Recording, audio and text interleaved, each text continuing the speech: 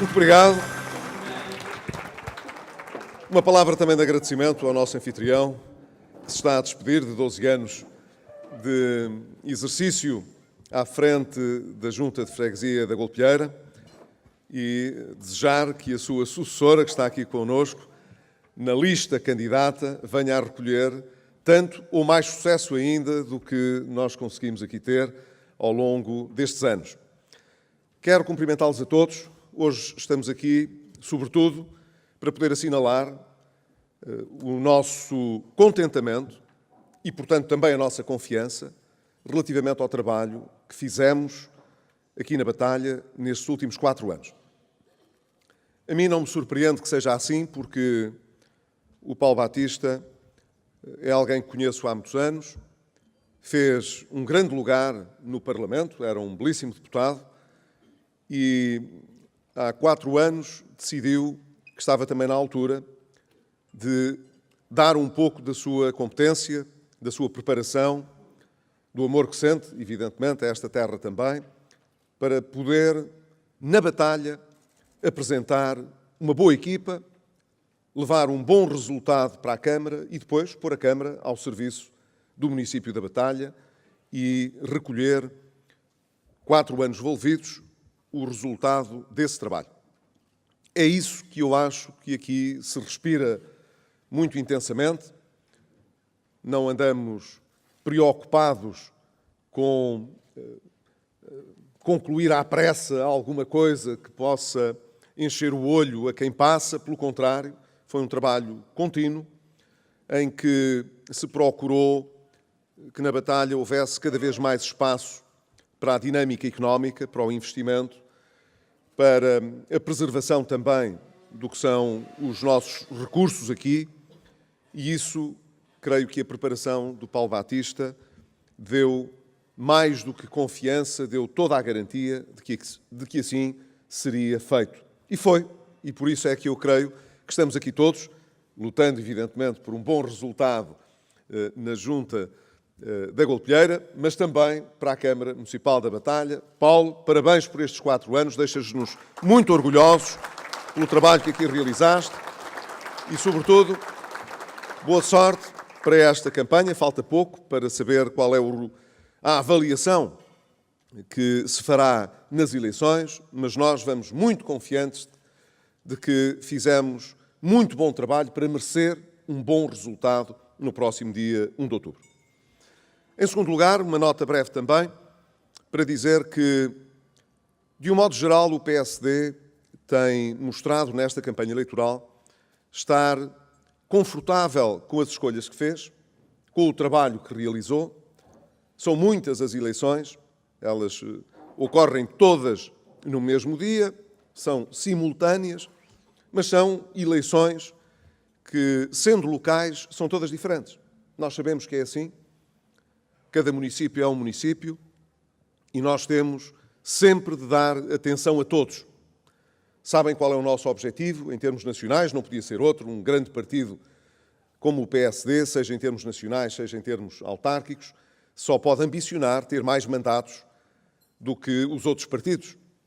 Em muitos municípios fizemos, tenho a certeza, muito por merecer isso, e noutros, onde estamos a correr por fora, onde estamos a tentar conquistar a Câmara pela primeira vez ou voltar a reunir a confiança dos eleitores para voltar a governar a Câmara ou as juntas de freguesia, nós temos vindo, durante toda esta campanha, a ter uma postura que eu acho que é aquela que nos interessa.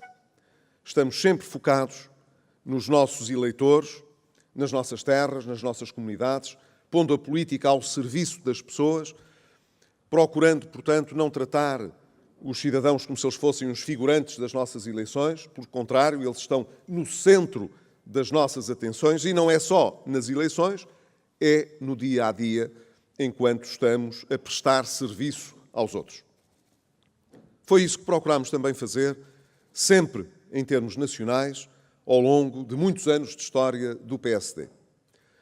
E é aquilo que estamos preparados para continuar a fazer, apesar de hoje estarmos na oposição, é o de olharmos sempre para o país com olhos de ver, não apenas a ver aquilo que nos dá jeito, procurando dar o nosso contributo para que as coisas, de um modo geral, possam melhorar para o futuro.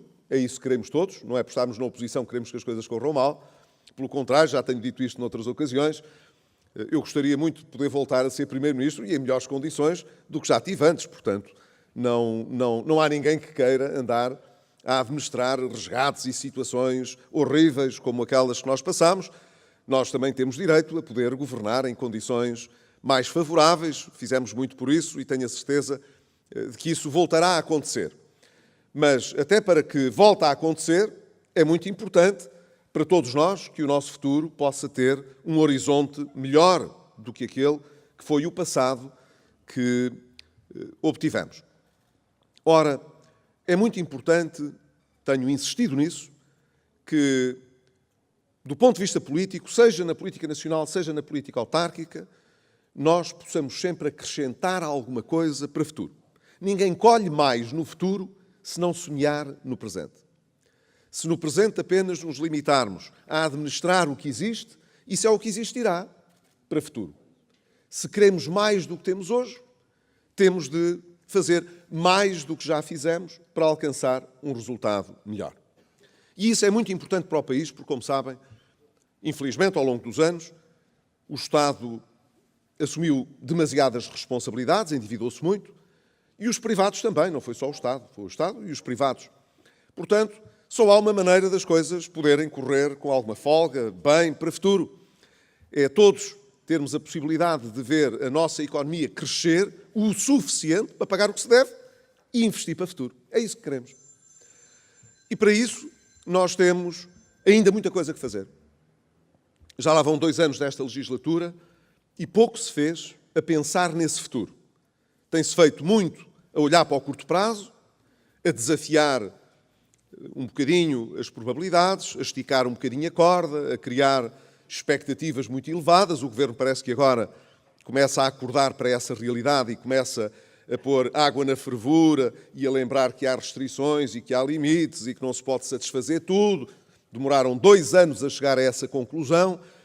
Os 2 primeiros anos foi apenas a dizer mal do passado e a querer mostrar que era possível fazer ao contrário do passado. Agora que temos 2 anos pela frente em que a margem de manobra já não é a mesma, ela vai-se encurtando, agora descobriram que não se pode fazer tudo ao mesmo tempo e que há que fazer escolhas. Mas, na verdade, as escolhas que foram feitas nestes 2 anos foram muito orientadas para o curto prazo, muito pouco para o médio e para o longo prazo. E essa é a razão porque, infelizmente, nós não olhamos hoje para o longo prazo na expectativa de que a economia possa crescer ainda mais do que já cresceu. Os números estão aí a mostrá-lo. O INE divulgou hoje números sobre a economia portuguesa. É curioso que os mais relevantes foram aqueles que divulgou sobre 2015. Provavelmente, nas notícias, isso é do que menos se falará hoje. E, no entanto, do ponto de vista noticioso, é seguramente a maior novidade, porque os dados deste ano não trazem novidade nenhuma, rigorosamente nenhuma. O INE confirmou a nossa economia, por comparação ao ano passado, ao ano socialista do ano passado, cresceu mais, mas foi no semestre das que cresceu menos na União Europeia. Embora se tenha criado a convicção oposta. A economia portuguesa, se não estivermos apenas a fazer comparações com o passado, mas estivermos a olhar de um trimestre para o outro, o que é que se tem passado mês após mês este ano, e nos compararmos com o que se está a passar em Espanha e em França e na Alemanha, nos outros países europeus, a nossa economia é das que menos cresce. Está no fundo da tabela. E, em vez de estar a ganhar gás, para crescer mais, está a perder gás. Ora, se isto continuar, significa que para o ano não cresceremos tanto quanto este. E é pena, porque precisamos até de crescer mais. Fica provado que a nossa economia, o ano passado, podia ter crescido a um ritmo superior. Esses são os grandes dados que o INE mostra hoje. A nossa economia, em 2015, cresceu 1,8%. 1,8%. E por essa via ainda fez crescer, por esse efeito mecânico, puramente mecânico, um bocadinho melhor a economia de 2016 e até do princípio deste ano, quando comparado com o ano anterior, evidentemente, porque quando olhamos para este ano não há novidade nenhuma. Portanto, a nossa economia em 2015, afinal, ainda cresceu mais do que se supunha e bastante mais que o ano passado. Podíamos, o ano passado, ter aproveitado essa boleia e, tal como os outros países europeus, ter crescido ainda mais. E é o que precisamos de fazer para o futuro. E agora reparem que, se tudo se mantiver como está hoje, e nós, a economia, como não somos adivinhos, é assim que fazemos as contas, se tudo for como está hoje, para o ano cresceremos menos. Portanto, a pergunta que se tem de pôr é: o que é que precisamos de fazer para o ano crescermos mais? A resposta típica dos socialistas, no passado como hoje, era: bem, isso é simples, o Estado que gaste mais. Era assim que diziam, que nós não gastávamos o suficiente. Curioso que hoje as contas do INE também mostraram que o investimento público, que foi anormalmente baixo o ano passado, continua a não sair do sítio. Cresceu um bocadinho no segundo trimestre, 3,3%, um bocadinho. Como estagnou no primeiro, nos primeiros 6 meses deste ano, metade do ano, só cresceu, portanto, quase 1,2% em relação ao ano anterior. Sabem quanto é que no Orçamento de Estado se prevê que cresça em relação ao ano passado? Mais de 21%. Quer dizer, em metade do ano, cresceu 1,2%, mas é suposto no ano todo crescer 21,5%. Alguém acredita que vai crescer nestes poucos meses que sobram o suficiente para que esta meta seja atingida? Não. Quer dizer, a própria receita socialista, que é gastar mais, desde logo em investimento, e nós bem precisávamos de gastar pelo menos mais qualquer coisa, porque até nós gastávamos mais no investimento público do que o governo da Geringonça, até para isso era preciso que o Estado tivesse um desempenho diferente daquele que se conhece.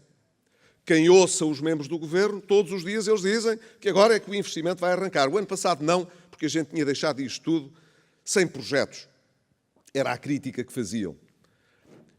Bem, já lá vai tanto tempo, eles já tiveram tempo de fazer os projetos todos, mas eles não saem do papel. Esse é o problema. Quando olhamos para a despesa de capital, que é aquela que tem um efeito multiplicador para o futuro, sobretudo quando a despesa é boa, quando estamos a falar de coisas que tenham sentido, quando estamos a falar da educação, da saúde, normalmente essa despesa de capital é boa. Então fica o resto, que é pôr o Estado a gastar mais na conta corrente. E tem gasto mais em salários. Mas isso não tem feito crescer a economia. O que tem feito crescer a economia são as exportações e o turismo. Quer dizer, nada, portanto, para o qual o Governo dê um contributo direto, imediato. Então o que é que nós precisamos de fazer para que a nossa economia cresça bastante mais para anos futuros? Algumas coisas. Eu serei rapidíssimo a enumerá-las. Primeiro, temos de criar condições ainda de maior confiança para o investimento. E maior confiança não tem apenas a ver com a estabilidade política. Tem a ver com a confiança que aqueles que governam inspiram nos outros para atrair o investimento. Por exemplo, precisávamos de mais investimento na área do turismo, nomeadamente do alojamento local. Mas é impossível esperar que haja um impulso muito maior para o futuro desse lado quando a Geringonça lança impostos como o imposto de morte-água. Quer dizer, ele está em pagamento agora, as pessoas começaram a fazer a conta. Os que vieram de França a fugir dos impostos elevados para investir em Portugal agora começam a fazer contas ao que vão ter de pagar ao Estado português que não pagavam antes. E isso retrai os investidores. E de cada vez que na Geringonça se disser que é preciso gastar mais, vai ser preciso ir buscar mais impostos. A gente já sabe que impostos diretos o Governo não gosta de mexer porque as pessoas sentem isso logo muito diretamente. Portanto, o Governo gosta de mexer nos indiretos, que é aquilo que as pessoas só sabem o que é depois quando gastam. Não se apercebem tanto. E depois estes impostos tipo o imposto de morta-água. Mas quanto mais impostos se lançarem desse ponto de vista, menos dinheiro fica para investir e mais os investidores saem. Portanto, precisamos ter uma perspectiva da economia oposta à da geringonça. Com a perspectiva da geringonça, a economia não tenderá a aumentar a sua capacidade para crescer no futuro. E hoje, em grande parte, cresce, fruto de muitas das reformas económicas que nós fizemos no passado. A começar pela lei laboral, que é aquela que o Bloco de Esquerda e o Partido Comunista querem reverter. Temos, portanto, de fazer reformas ainda. E as reformas não são más, são boas. Fazer reformas numa sociedade significa ter a ambição de semear alguma coisa de importante para o futuro. E, se for caso de conceder alguma coisa no presente para ganhar mais no futuro, fazê-lo com ambição. É assim que se passa em todo lado, quando se tem a ambição de contrariar o rame-rame do dia-a-dia para vir a colher alguma coisa mais tarde. Precisamos, portanto, de ter um governo reformista que este, infelizmente, não tem como qualidade. E precisamos de criar também condições para que, na qualificação dos nossos quadros, dos nossos jovens, dos nossos recursos, haja cada vez mais alguma coisa a acrescentar ao que vinha do passado também. Mais qualificações, mais inovação, mais capacidade para disputarmos os mercados lá fora. Lá fora é que podemos ganhar muito dinheiro, cá dentro não temos que chegar para crescer só com aquilo que podemos gastar. Precisamos que sejam outros a gastar por nós e a puxar pela nossa economia.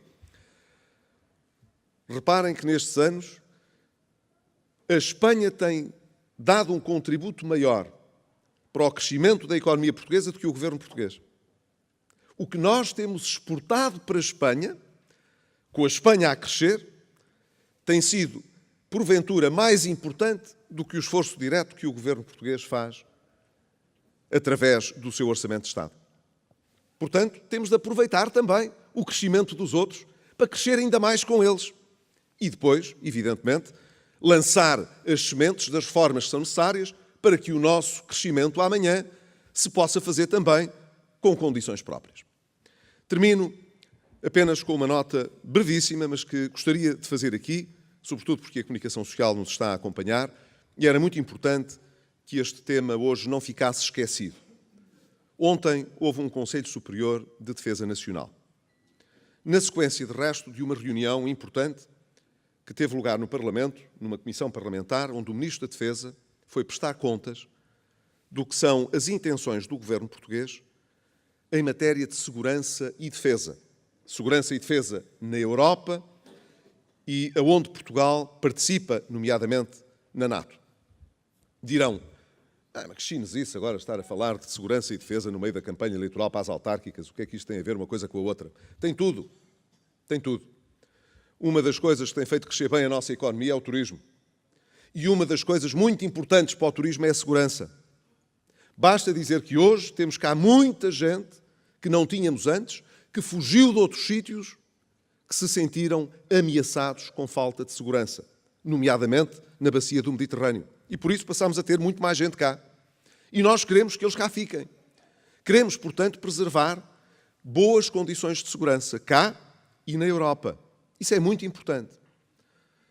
Esse movimento é um movimento que está a ser muito discutido na Europa, porque, como sabem, tem havido terrorismo na Europa, há problemas de segurança importantes. Isso não é indiferente aos municípios, que têm competências próprias em algumas matérias desta natureza. É importante para os governos e é importante também à escala europeia, porque há muita gente que vem para a Europa vinda de fora da Europa e que muita precisa de ser acolhida na Europa por razões humanitárias. Há outra que vem com outras intenções. E nós temos de acolher, em termos humanitários, quem precisa, mas também não podemos estar cegamente a acolher quem pode, no futuro, vir a causar problemas só porque não quisemos ver, não nos quisemos dar ao trabalho. Ora, nós temos de nos dar ao trabalho. Nós apresentámos no Parlamento uma proposta para rever na lei, chamada Lei da Imigração, alterações que foram feitas e que, com a extrema-esquerda, põem em causa, no futuro, as condições de segurança para o país. Mas queremos também que Portugal tenha um papel de participação plena na Europa de segurança e defesa que se está a preparar. Como esta é uma matéria mesmo de Estado e muito importante para todos, achamos que temos direito a saber o que é que o Governo anda a fazer nesta matéria. Conseguimos que o Governo nunca dissesse nada sobre isto. Nada. Fazem sim umas considerações lacónicas e não dizem nada. Não dizem ao Parlamento e, pelos vistos, também não dizem onde, pelo menos, estariam mais confortáveis para dizer, no Conselho Superior de Defesa Nacional. E eu sei disso porque nós temos deputados nossos que participam nessas reuniões. Ora, a mim mete-me muita impressão que o Governo português não tenha opinião sobre estas matérias. Já se está a discutir na Europa documentos sobre o que é que pode ser essa Europa de segurança e defesa. A gente pergunta ao Governo, então, e o que é que os senhores acham disso? E eles não acham nada. Não têm opinião. Eu presumo que não têm, porque senão diriam. Como não dizem, eu suponho que não têm. Como é que é possível não ter opinião se termina este mês o prazo para o Governo português indicar as matérias que acha que devem estar nesse documento e para o mês que vem cumpre-se o prazo para que os países digam se querem lá estar ou não querem estar, na medida em que muitas das competências hoje são nacionais, não são europeias nesta matéria. Então Portugal vai ficar de fora de tudo isto? Está à espera que toda a gente decida o que é que vai fazer para depois então ver o que é que se faz? É esta a maneira que o Governo e o Primeiro-Ministro tomam como paradigma, como exemplo do que deve ser a nossa participação na Europa? Não temos voz própria, não sabemos o que queremos. O que é que nós queremos da Europa em matéria de segurança e defesa? O que é que queremos de Portugal na relação da Europa com a NATO? Isso é crítico para os próximos anos, para o nosso crescimento, para a nossa confiança, para a nossa segurança. Eu espero que o Governo quebre o seu silêncio rapidamente. Não há razão nestas matérias para todos não estarmos, não é só informados, é para podermos debater com transparência estas matérias. O Governo só debate, em vésperas de eleições, os aumentos que quer dar e a baixa de impostos que quer oferecer. Porque calcula, isso é uma coisa interessante que pode ajudar a geringonça e, sobretudo, o PS nas eleições autárquicas. Mas tudo o que trate de discutir outras coisas que são importantes e nas quais nós sabemos a geringonça não se entende, porque não se entendem mesmo, essas, silêncio absoluto. Quer dizer, enfia-se a cabeça na areia como se as questões não existissem, como se não fossem relevantes para o nosso futuro. Como é que é possível achar que esta é que é uma forma boa, transparente de governar? Paulo, temos de dar o exemplo contrário. É isso que as pessoas esperam de nós. Podermos sempre firmar a nossa opinião, dizer o que é importante para o futuro. Numas coisas precisamos de fazer coisas novas que preservem ou melhorem aquilo que temos, como o exercício que vimos há bocado aqui à frente do Mosteiro da Batalha, para preservar aquilo que é, nesta altura, património da humanidade, que se tem vindo a degradar, que precisa de uma resposta. Ela, porventura, até deveria ser acarinhada pelo Estado Central, uma vez que, ainda para mais, é muito desejada pela autarquia, que está a tomar em suas mãos, e bem, uma responsabilidade, até que é uma responsabilidade de todos, porque o Mosteiro da Batalha é património do país e, portanto, todos devíamos ter interesse nisso, mas depois é preciso também fazer que mais pessoas aqui possam viver com melhores rendimentos. Bem, isso depende da saúde das empresas que cá estão, das novas empresas que possam para cá vir, da exportação que possa sair daqui para outras partes do mundo, e isso depende do que o Governo fizer, com certeza, mas também do que as nossas autarquias fizerem. E a da Batalha, como muitas outras, felizmente, no Conselho de Leiria e em muitos pontos do país, que têm a responsabilidade do PSD, são câmaras essenciais para o nosso futuro e, coletivamente, o resultado destas eleições pode ser importante para dar um contributo ainda maior para o crescimento do nosso país no futuro. Os nossos autarcas, eu tenho a certeza, vão dar uma grande ajuda para que isso aconteça. Obrigado, bom almoço.